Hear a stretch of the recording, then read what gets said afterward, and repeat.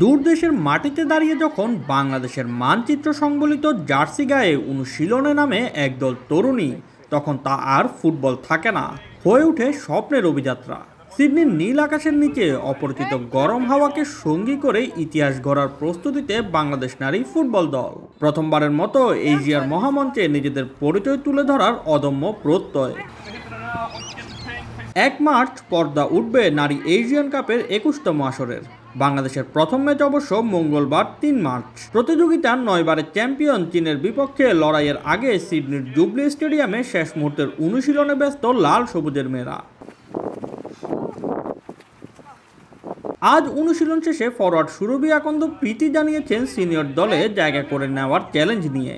বয়সভিত্তিক টুর্নামেন্টে আলো ছড়িয়ে মূল দলে আসা এই ফুটবলারের কণ্ঠে ছিল প্রথমবারের মতো এশিয়ান কাপের খেলার রোমাঞ্চ। যদি আমি খেলার সুযোগ পাই তো আমি আমার বেস্টটা দেওয়ার চেষ্টা করব। তো এই প্রথমবার বাংলাদেশে তো একটা বড় মঞ্চে আসছে, তো এটা ভালো লাগারই কথা। টুর্নামেন্ট শুরুর আগে আলোচনায় ছিল বাংলাদেশ দলের ফিজিও না থাকা। পরে অস্ট্রেলিয়ায় একজন ফিজিওকে দায়িত্ব দেয় বাফুফে।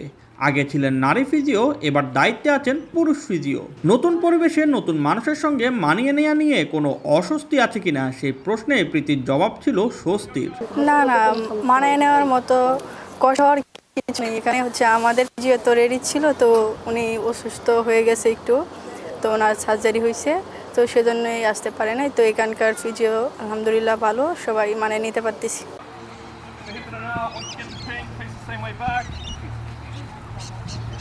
3 মার্চ বর্তমান চ্যাম্পিয়ন চীনের বিপক্ষে ম্যাচ দিয়ে শুরু হবে বাংলাদেশের এশিয়ান কাপ অভিযান।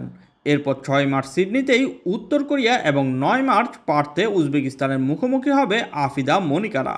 প্রথম 2 ম্যাচ সিডনিতে হলেও শেষ ম্যাচ খেলতে 4000 কিলোমিটার পাড়ি দিয়ে যেতে হবে পার্থে।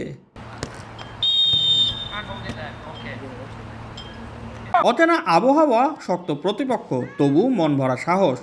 এশিয়ান কাপের মূল পর্বে জায়গা করে নেয়াই অনেক বড় অর্জন। তবে সিডনির আকাশের নিচে লাল সবুজের স্বপ্ন এখন ডানা মেলেছে এশিয়ার মঞ্চে নিজেদের গল্প লেখার প্রত্যয়ে। Shoaib Shams, BD sports time.